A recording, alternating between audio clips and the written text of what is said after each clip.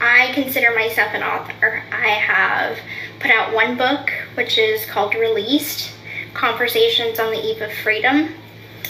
And I co-wrote that with Melissa Moore and Michelle Matrashani, and we are currently working on my memoir. So currently I am working as an author. Was it difficult to get a publisher? Yeah, kind of. We had pitched my book to a couple of different publishing companies, and only a handful responded because they were honestly kind of worried about the Son of Sam law.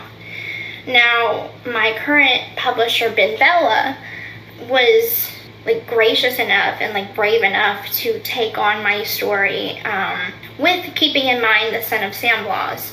And of course, they have legal departments and everything to make sure that that is all squared away.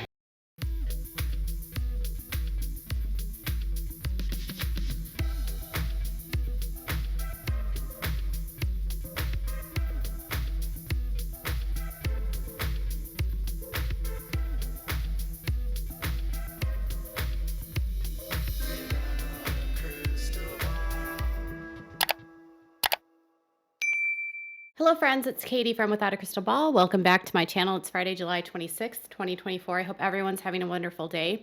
This week we've been going into some of the topics regarding Gypsy Rose Blanchard and everything that I've learned over the last 5 years with my connections to the family. And one topic I wanted to discuss was my biggest issue with all of it: the profiting off of what Gypsy did, profiting off of her notoriety, cashing in, and becoming famous and making a lot of money, despite the fact that what she did under all circumstances is one of the most abhorrent types of crimes anyone could ever commit. When society platforms individuals that do bad things, it's an unfortunate consequence, and other criminals have been given a lot of notoriety, and other criminals have not had the opportunity to profit as much as Gypsy Rose Blanchard. Gypsy Rose Blanchard grew up with a mother who was very skilled at defrauding people, conning people. She was a shoplifter. She was known to rip people off, write bad checks. She also defrauded organizations like Habitat for Humanity, Make-A-Wish, other wish organizations, and really all of these different organizations within the community that helps children with special needs and life-threatening conditions. Gypsy was born with a rare chromosomal microdeletion, but that microdeletion was not life-threatening. And in order for Gypsy and her mom to get benefits, her mom needed to come up with a scam, and she needed to come up with an illness that would get Gypsy all kinds of freebies. So what did she settle on? She settled on muscular dystrophy and leukemia. And despite the fact that Gypsy never was seen for cancer ever, she had no oncologist, she never received chemo, somehow she qualified for all of these different trips, wishes. In fact, she told me she had 3 wishes. Dee Dee was able to defraud a lot of people and get a lot of free gifts. And a lot of it was to benefit her daughter, Gypsy. Gypsy got a lot of free gifts. Now, when Gypsy and her co-defendant, Nicholas Godejohn, were arrested, police were also investigating Gypsy for fraud because they had uncovered an elaborate fraud scheme that involved both Gypsy and her mother. When Gypsy took a plea deal and it was uncovered about what her mother had done in terms of the doctor shopping and the alleged medical abuse, at that point, Gypsy was never charged with any of the fraud. But Gypsy has admitted that she has picked up bad habits from her mom. In fact, criminal behavior is what she's referred to it. She lived a very criminal lifestyle. She has admitted to shoplifting and to being very skilled at lying and manipulating because of how her mother was. Her mother was a very skilled con artist. I lived with her for 24 years of my life, and she did things in her life. She shoplifted. There was fraud, like, there was a lot of things, criminal activity that she was doing that I grew up in. I Yeah. watched her do all these things. So for me, it is a conscious effort to, go back in my mind and realize that is the wrong thing to do. This is the right way to do things. I'm the product of someone that was very deceitful. How do I prevent myself from falling prey to being like her? I don't think I'm like my mother at all. I try actively not. She's been very open about the fact that her mom was a shoplifter. She's also been very open about the fact that she was a shoplifter, that she shoplifted with her mother, that she committed crimes with her mother. In fact, in her book, Released, she wrote, "Sitting in a wheelchair helps to more easily knock items into your lap and shove them under the princess dress. And for items that couldn't be sat on or hidden underneath my beanie cap, my mother taught me to barcode swap. Remove the barcode sticker from a cheaper item and place it on the more expensive one. Then use the self-checkout lane. I'd be able to fit 14 or 15 CDs on me at Sam's Club since the store didn't have metal detectors. We'd steal random stuff at Hobby Lobby, screwing Hobby Lobby for the crap that she'd bring home just to hoard. She had a whole extra bedroom of stuff. Our bedroom had so much piled in it, I needed to carve a pathway for myself from the door to the bed." So yes, secrets and lies was my normal. Each secret and lie represented a huge facet of my life. My Habitat for Humanity house was a scam. The food she blended for my feeding tube, a ruse. The Make-A-Wish trips were fraudulent. So she was taught to lie, taught to scam, shoplift. And she has only recently started therapy. It's interesting, I was just watching this video that I just played there of Nick Vial and Gypsy, and she said that she was in therapy and she would talk to her therapist about it. When she did that interview, she didn't have a therapist. She wasn't in therapy yet. She might have done some therapy before she was released for the show, but she didn't have like an active therapist at that time other than for filming. She's now in therapy, but at that time she wasn't. And that's just how easily Gypsy lies.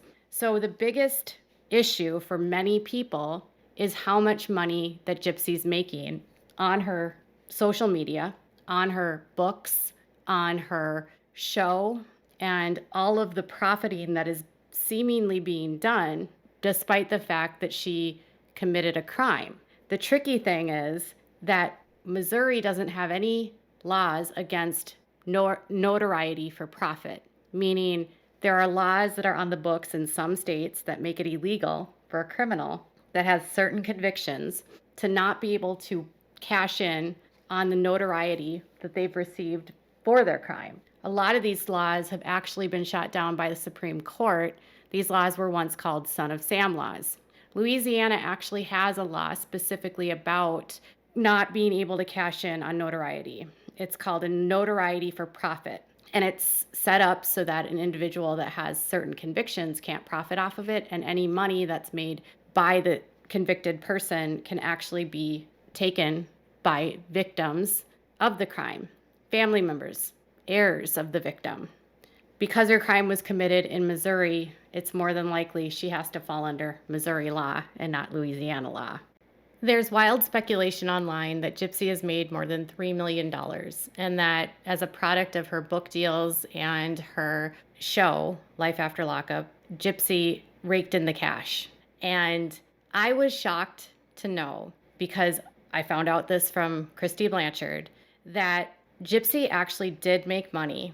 In fact, a pretty good chunk of it. The documentary Mommy Dead and Dearest, which aired on HBO in 2018.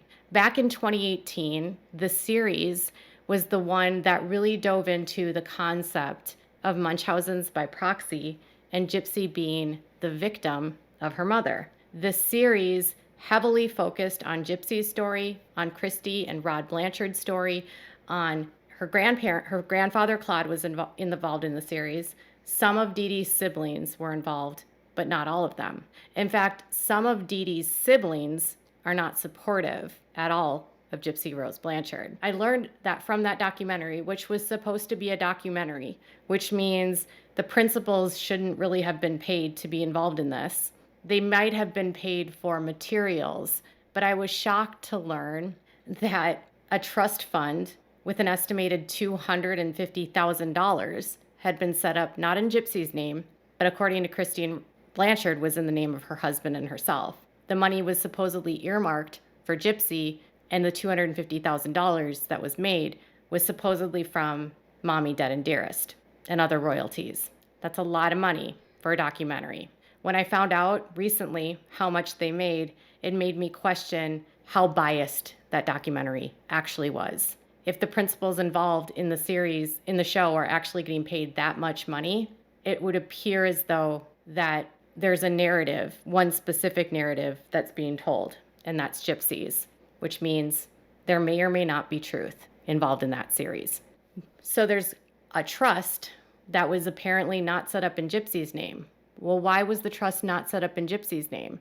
Well, according to Christy, because she was in prison, she couldn't be paid for any of it. She couldn't be paid for any of the interviews. She couldn't be paid for any of the appearances on any of the documentaries that were made, any of the network shows that they filmed during that time.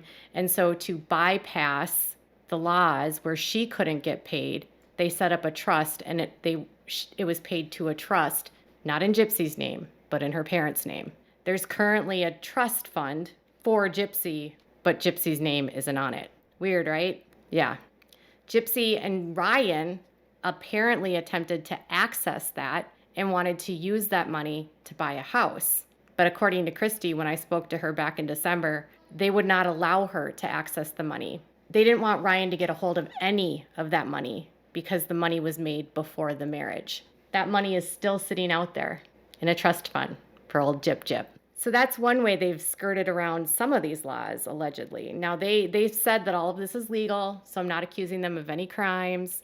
I'm just saying that that's what they claim. That's what I was told that they made, allegedly. So back in May, I noticed that Gypsy was continuing to do a lot of media, press, and videos. I was getting overwhelmed by the number of appearances, the number of interviews she was giving. It felt like instead of actually advocating, like she said she wanted to do when she sat down with 2020 for her first interview following her release. Although they claimed it was her first interview, Gypsy did a lot of interviews, but here's what she said. Of course I feel conflicted. Fame is not what I'm looking for. I always said I think I'm infamous, and then I came out famous, but that's not what I want. I want to be an influence for change. I share my story to be a cautionary tale. The next person or they are feeling trapped, they don't take the route that I did.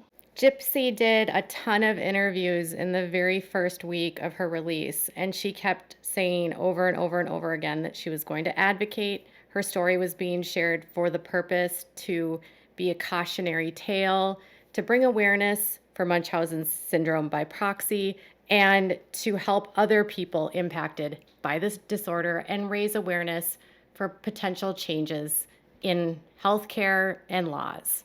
And in the short span of 7 months, she has done none of that. She tried to advocate briefly, and then she stopped. And now the only thing that she's doing is sharing her story for profit. Gypsy doesn't have to advocate, but when she came out, it was very clear that everyone around her knew it was going to look very bad if she was getting out of prison and she was chasing fame. I don't believe that Gypsy ever intended to actually advocate. In fact, I know that the advocacy side of things came from the family and from people around them wanting her to do this because they knew that profiting off the crime was wrong.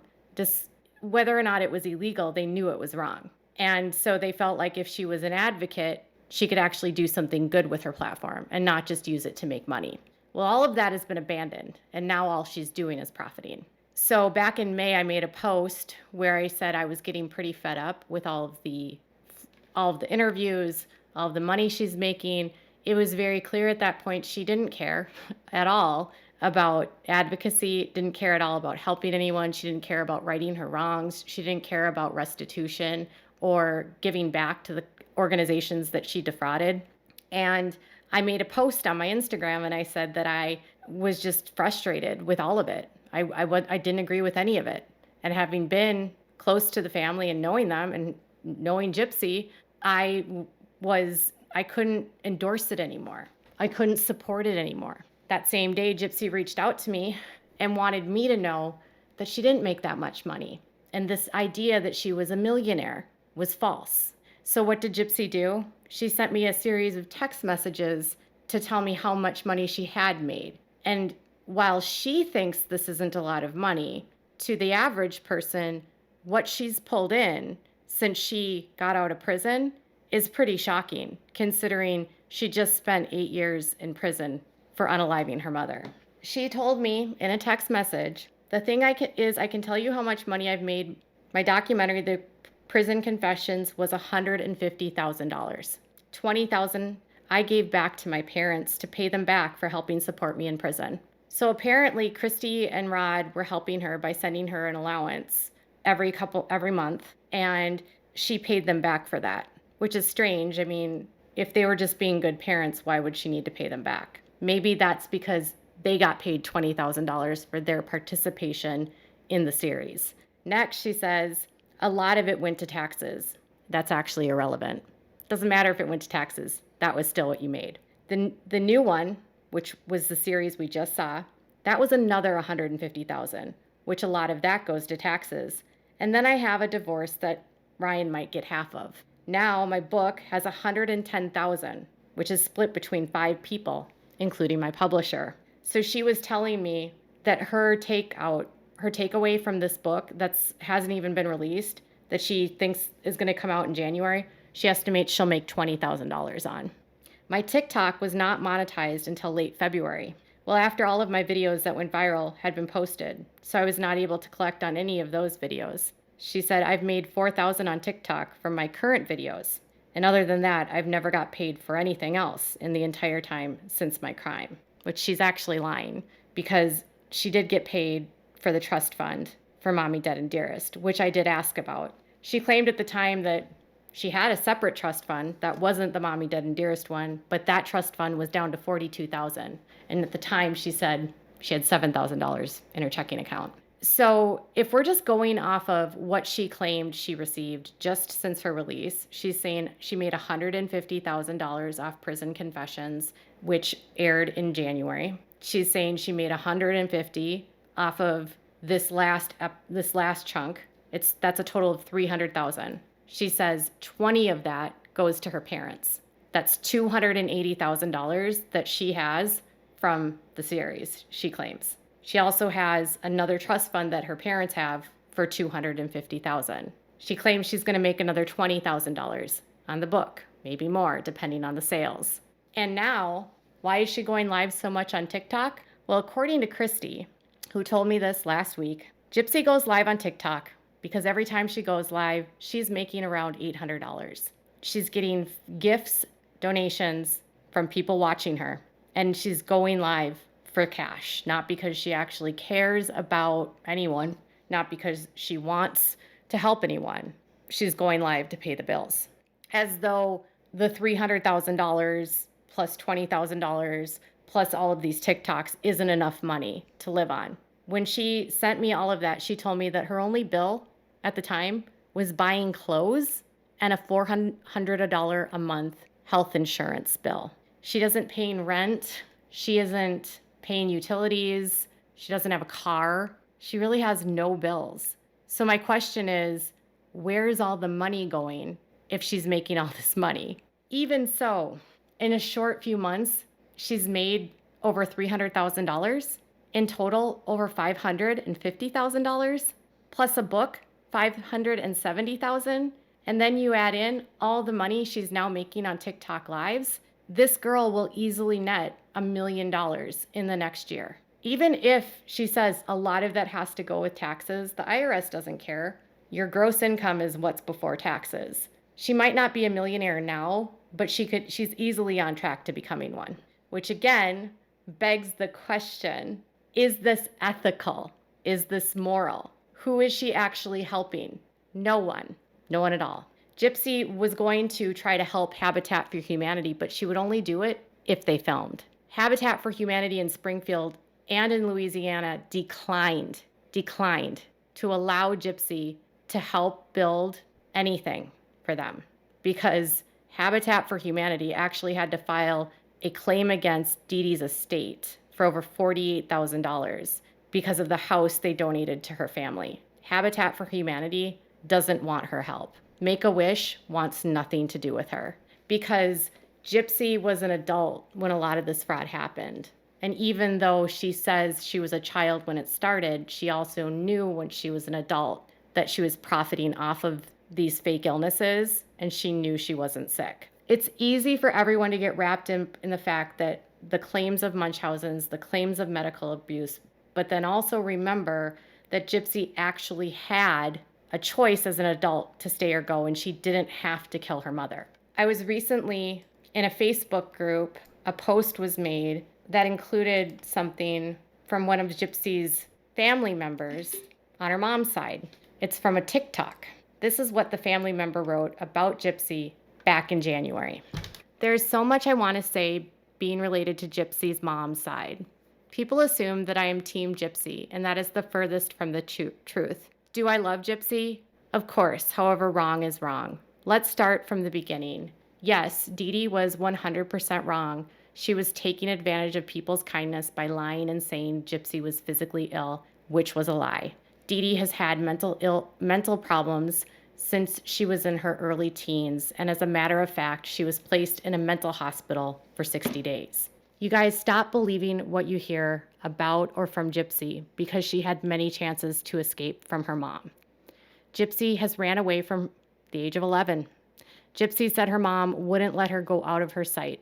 But the first time meeting Nick at the show, Gypsy went to the bathroom by herself and had sex with Nick in the restroom. She went to Walmart and she stole a knife. She had every opportunity to get help. However, she never wanted help. She was enjoying the gifts, the money, the concerts, the vacations. Gypsy learned from her mother to lie and take advantage of people's kindness. Do you really believe that Gypsy was in the bathroom as her boyfriend was stabbing her mom? If so, she has you fooled. Nick stabbed Dee Dee 4 times. 4 people, not 17, but 4. Who stabbed Dee Dee 13 other times? His story isn't changing. Hers is. Gypsy used Nick to take the blame, not to kill her mom, because she was going to do that herself. But she did need help doing it, and also someone to take the rap. Did you guys know that she shot her mom and she didn't know it was a BB gun? And she really believed it was a real gun because she wanted her mother dead? Nick had no money to travel to kill Dee Dee, but Gypsy took care of him by sending him money for the bus. She also paid for a motel. She placed the knife and gloves on the porch. Did you know that she stole the knife and she stole 2 knives that were the same? Ask yourself why she would need 2 knives. These are all the feelings of a family member.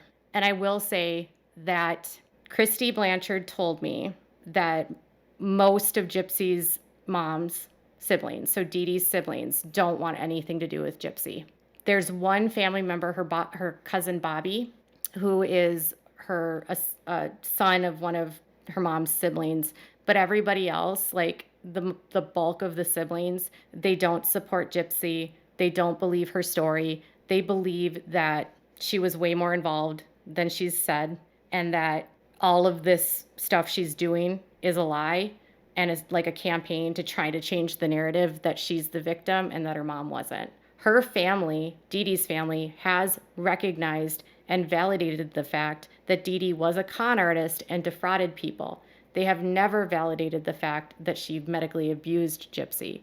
They've never validated the fact that she was abusive to Gypsy. That side of the family is always silent. They don't say a lot, but they are the victim's family, and they have a right to have an opinion. So I did tell Christy in December of 2023 that if Gypsy was going to start making a lot of money, they better start getting prepared for lawsuits. And I remember Christy said that she felt like the Petries were too dumb to sue her, or too dumb to sue Gypsy. They would never do it because they didn't have the intelligence to even think about it. That's why they're doing all of this. They don't believe that anyone will sue them, allegedly. They don't believe that Gypsy's, like Dee Dee's siblings, will sue her. And I said, if she makes a couple $1 million, you better believe they're going to start consulting lawyers. They're just going to hedge their bets that it's not going to happen. Frankly, it's like you're playing with fire, which is really what Gypsy likes to do. And the irony here is that Gypsy told me that she gave her parents $20,000, and then when I asked them about it, they denied it. I don't know who's lying, because Rod and Gypsy have a trust fund that they're not letting Gypsy touch. And Christy is on all the red carpets and really reveling in the fame as well. And they're all profiting, which begs the question, after years of estrangement, Rod and Christy, that is, why now are they back in her life? Do they really have Gypsy's best interest in her? Or are they just exploiting Gypsy the same way that Dee Dee did? These are the things I still don't know. But Gypsy has made a lot of money, but it's not $3 million. What are your thoughts about this? Let me know what they are in the comments below. Make sure to give this video a thumbs up. Make sure to subscribe to my channel if you haven't subscribed, and click the bell so you never miss a video. Bye, everyone.